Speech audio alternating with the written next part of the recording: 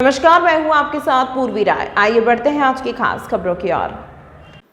चैत्र मास के प्रति बुधवार लगने वाले श्री चिंतामन गणेश की तीसरी जत्रा बुधवार को ही भगवान गणेश के दर्शनों के लिए सुबह से हजारों श्रद्धालु पहुंचे। मंदिर में दर्शनों के लिए सुबह पट खुलने के बाद से रात्रि में शयन आरती होने तक भक्तों की भीड़ लगी रहेगी। ऐसी मान्यता है कि यात्रा में दौरान आसपास रहने वाले किसान अपनी पहली फसल भगवान चिंतामन गणेश को अर्पित करने के लिए मंदिर पहुंचते हैं, इसीलिए इस जत्रा मेले के रूप में भी मनाया जाता है।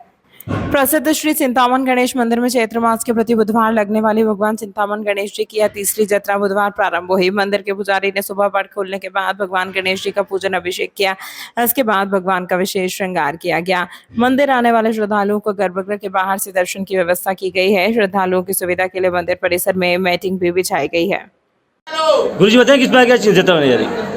आज श्री चिंतामन गणेश में तीसरी जत्रा है और प्रत्येक वर्ष आती है जो इसमें इस बार 4 बुधवार आए हैं, तो आज तृतीय जत्रा है। चैत्र मास का तृतीय बुधवार है। इसमें भक्तों अनाज लेकर आते हैं, जो किसान लोग हैं भगवान करते हैं और भगवान से मनोकामना मांगते हैं। और ऐसा मान्यता है जो चैत्र मास में प्रत्येक बुधवार को आते हैं, भगवान गणेश जी महाराज उनकी मनोकामना पूर्ण करते हैं। ये वर्षों से चले आ रही जत्रा का नियम है। आज प्रातः काल 4 बजे मंदिर के पट खोले गए। उसके बाद पंचामृत अभिषेक पूजन कर भगवान का बाल स्वरूप में श्रृंगार किया गया है और सुबह 4 बजे से श्रद्धालुओं की लाइन लगी हुई है। भगवान से और दर्शन करके मनोकामना मांग रहे हैं। आपका नाम? जयंत पूजा। दरअसल यह विरोध प्रदर्शन आरटीओ भ्रष्टाचार केस में बैंड सौरभ शर्मा की जमानत के विरोध में था। कांग्रेसियों ने आरोप लगाया बीजेपी वाले भ्रष्टाचार से मिले हुए हैं, इसीलिए उन्होंने जमानत के दौरान आपत्ति दर्ज नहीं कराई। क्यों कांग्रेसियों ने भाजपा मुर्दाबाद के नारे लगाते हुए पुतला जलाया और अपना विरोध दर्ज कराया।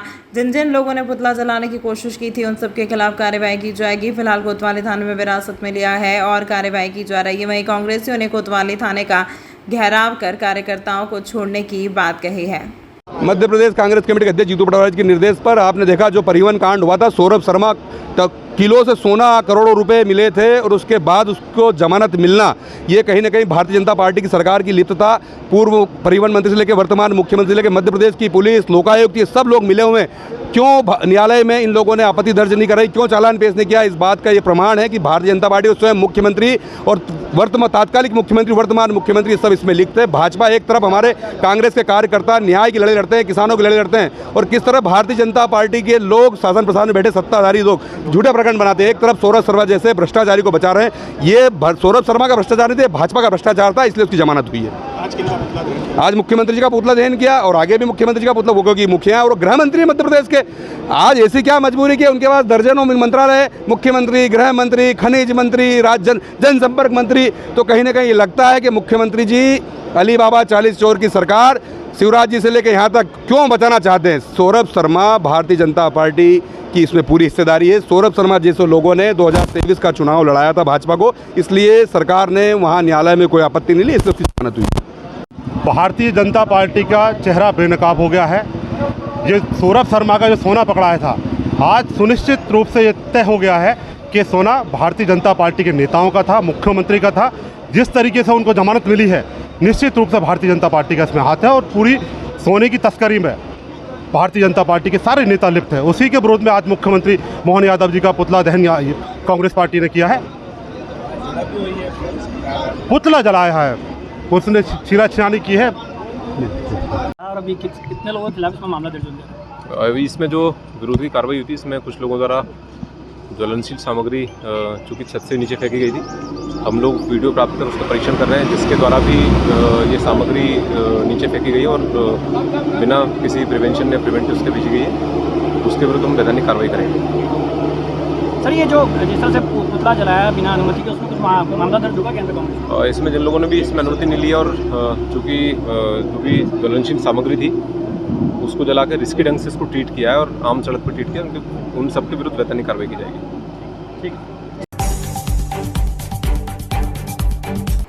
प्रतिवर्ष अनुसार इस वर्ष भी चैत्र नवरात्रि में पंचमी पर गजलक्ष्मी माता जी का प्रकट उत्सव मनाया गया। मंदिर के पुजारी अनिमेश शर्मा एवं अवधेश शर्मा ने जानकारी देते हुए बताया कि चैत्र नवरात्रि की पंचमी वाले दिन समुद्र मंथन के दौरान माता जी प्रकट हुई थी, इसीलिए हमारे द्वारा प्राचीन परंपरा का निर्वाह करते हुए प्रतिवर्ष चैत्र नवरात्रि की पंचमी पर माता रानी का प्रकट उत्सव मनाया जाता है, जिसे इस वर्ष भी मनाया गया, जिसमें प्रातः काल 4 बजे से माता रानी का 108 प्रकार की औषधि से अभिषेक पूजन किया गया और माता रानी का आकर्षक श्रृंगार कर भव्य आरती की गई, जिसमें अष्टमी वाले दिन माता जी का दुग्ध अभिषेक किया जाएगा, जिसमें बड़ी संख्या में शहरवासी सम्मिलित होंगे। गुरुजी बताएं किस बात का आयोजन चल रहा है?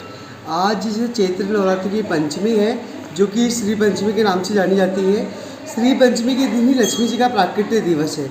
समुद्र मंथन में से लक्ष्मी जी आज श्री पंचमी के दिन ही उत्पन्न हुई थी।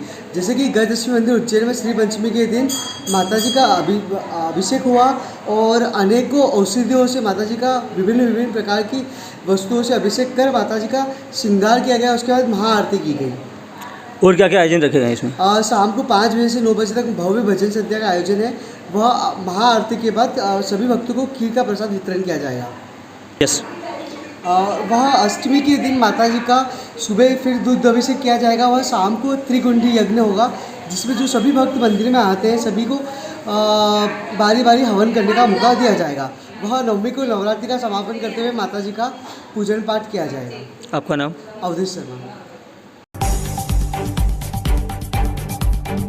प्रतिवर्ष भैरवगढ़ रोड स्थित मां बगलामुखी धाम पर चैत्र नवरात्रि में प्रतिष्ठा दिवस महोत्सव मनाया जाता है। उसी के अंतर्गत इस वर्ष भी 6 दिवसीय धार्मिक कार्यक्रम आयोजित किए जा रहे हैं, जिसका समापन परम पूज्य गुरुदेव श्री 1008 पीर योगी रामनाथ जी महाराज का जन्मोत्सव मनाकर 2 अप्रैल को संपन्न हुआ। भरथरी गुफा के गादीपति महंत पीर योगी रामनाथ जी महाराज के शिष्यों ने बताया कि महाराज जी द्वारा प्रतिवर्ष यह आयोजन किया जाता है, जिसमें कई धार्मिक कार्यक्रम आयोजित किए जाते हैं और 2 अप्रैल को महाराज जी के जन्मदिन पर सभी अखाड़ों के संत महात्मा एवं 1100 बटुकों और सभी भक्तों को भोजन प्रसादी ग्रहण करवाई गई, जिसमें बड़ी संख्या में महाराज जी का जन्मदिन मनाने पूरे भारतवर्ष से उनके भक्त पहुंचते हैं।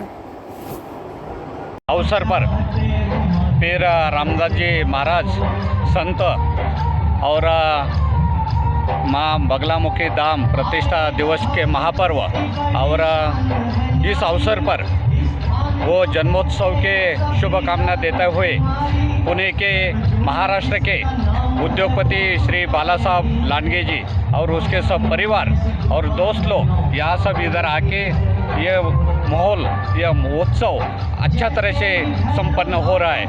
हमको खुशी है कि इधर साधु संत के ये पवित्र भूमि का अवसर हमको मिला, एक काम करने की संधि मिल गई।